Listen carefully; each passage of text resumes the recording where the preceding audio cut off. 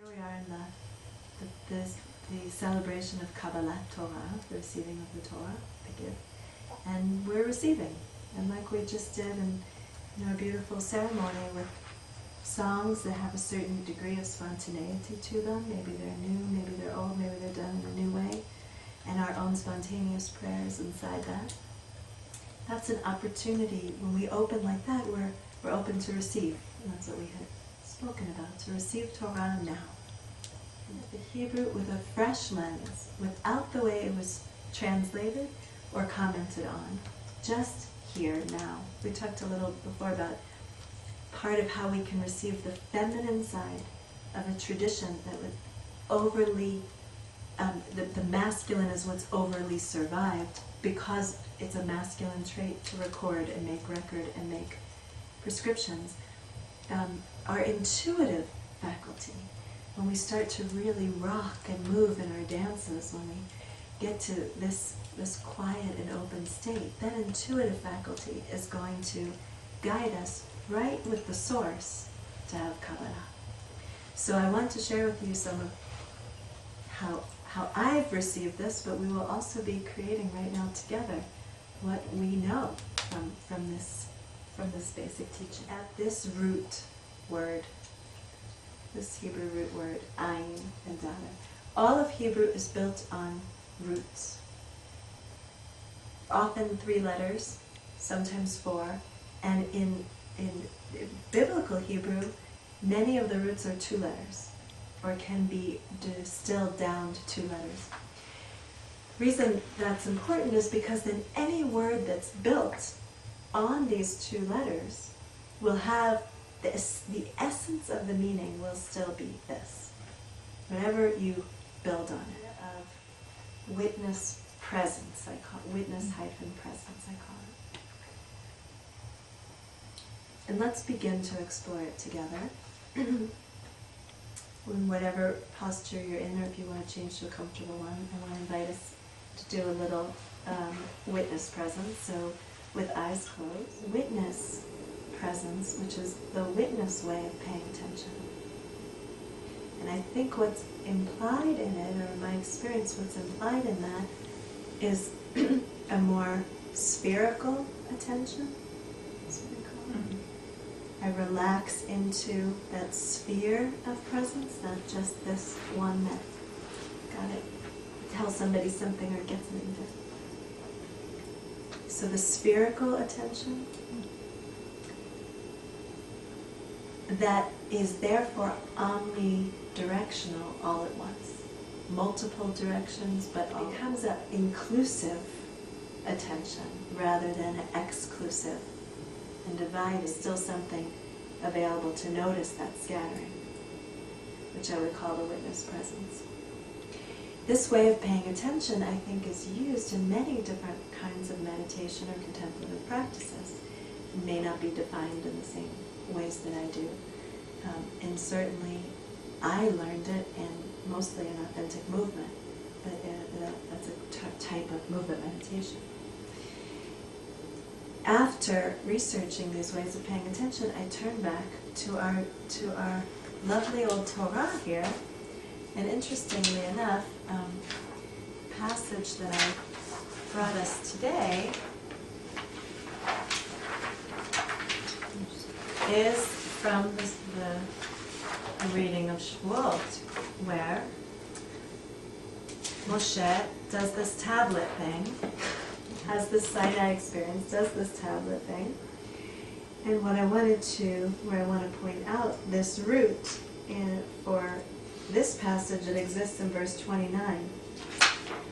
ויהי ברד משה מהר סיני ושני לוחות העדות ביד משה ברידתו מן ההר. So the word ha'edut, and if you can't recognize the Hebrew, that's fine. I just wanted them to at least be dancing in front of your eyes. It's translated the 2 tablets of the pact. But the tablets are of a root. The tablets are made of ayin dalet.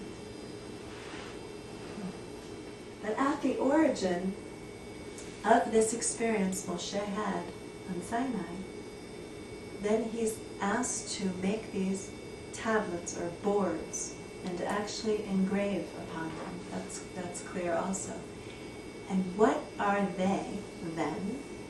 You know, like, and I don't think I'm going to end up handing this out today, but this is like what came in my revelation at Sinai with the ayin and the dalet. Okay, so what this is not what I would call a pact or a covenant. I would call this my witnessing. This is from my attention what I carved. And what kind of state this guy must have been in, you know, and why give up drinking and water? It's all over our indigenous tradition, and we see it more alive now in Native American, so that state of attention becomes like. And here, when Moshe has his revelation at Sinai, this is how he defines, how it is defined in the mythology, the tablets. The tablets of the Edu is the Eda. The whole congregation of Bnei Israel, of the children of Israel, which is translated as congregation, is actually in Hebrew Eda, which means witness, gathers to witness, and that's a type of attention. So we're actually coming together and shifting our state. We were talking before, doing Havdalah before Shavuot, delineating time and space. We're coming together and shifting our state. We were, you know, attaching the thing to the ox and pulling up the weeds and welcoming the guests and washing their feet, and now we're doing this. We're Eidah. And actually the Eidah was always called the Eidah. So as soon as the group was referred to as the group, not just like that mishpacha over there and this clan over there, and, you know, as soon as it's the Eidat Israel, the group of Israel, that's the tribe name, we're in Eidah, we're already defining it by what we're doing together. We're going into this state of presence. A presence that becomes like lit up. You know, that's what I can describe it as. It is this kind of sense of keen light that, you know, as we come together as a group, it becomes stronger. Of attention, shift of state of mind, or this special state of mind that we are as a tribe, as a group. Why could that be important? To pick up on what John said, acknowledge our own radiance, the fire of the group. You know, like we feel right here now, when we put our minds together and open them, like Moshe was like, you know, blown into a light that later on they say they had to cover him to talk to him. They're like, could you put a mask on there? Because we can't really, literally. I like that idea of acknowledging our own radiance. There's a point where we can inherit the lineage as an Eidah, as a gathering to increase light, to bring our attention spherical, inclusive. That inheritance could be an inspiration. The step from individual consciousness to universal consciousness is group consciousness. So it feels to me in service of the evolution of life, and that being our purpose is to allow the universal intelligence to become aware of itself through us. When we call it the deity of we. Mm-hmm.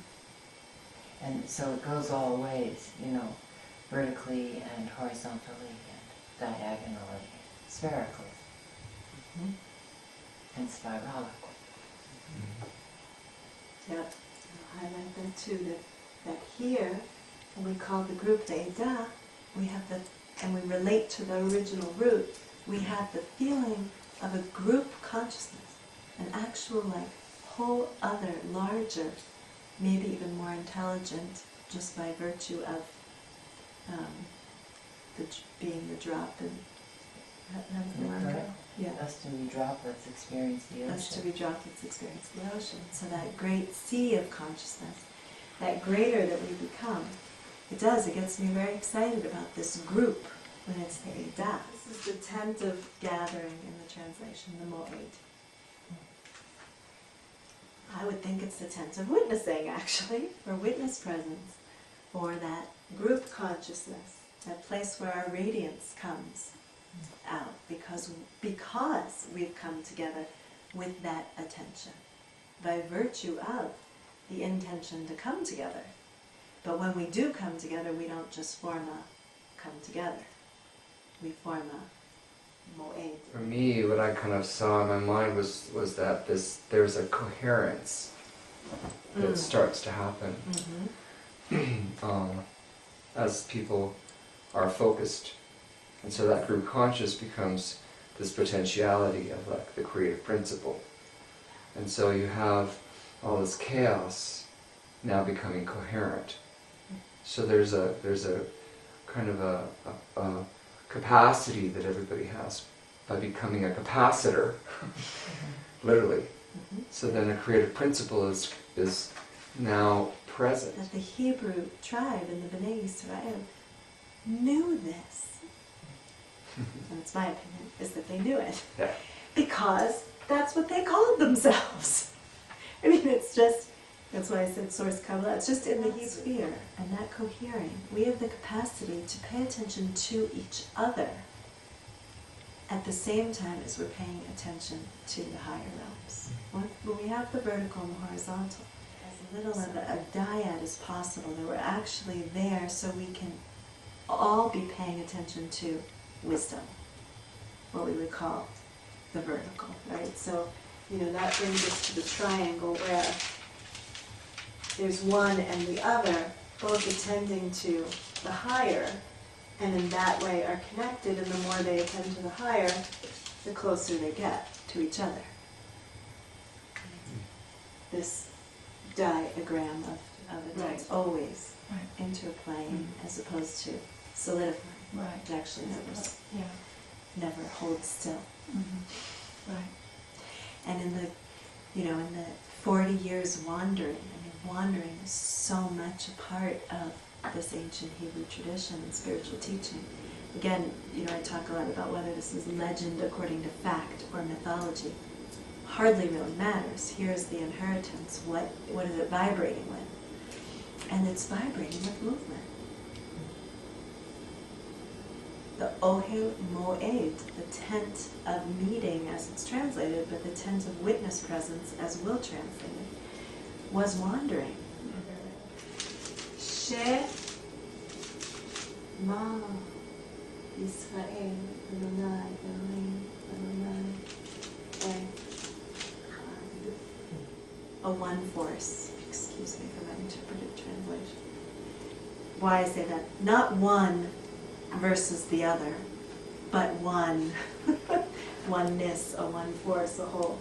And so that mantra, the I and the door. And just to highlight what Miriam said, that seeing through the reality, seeing to what's true.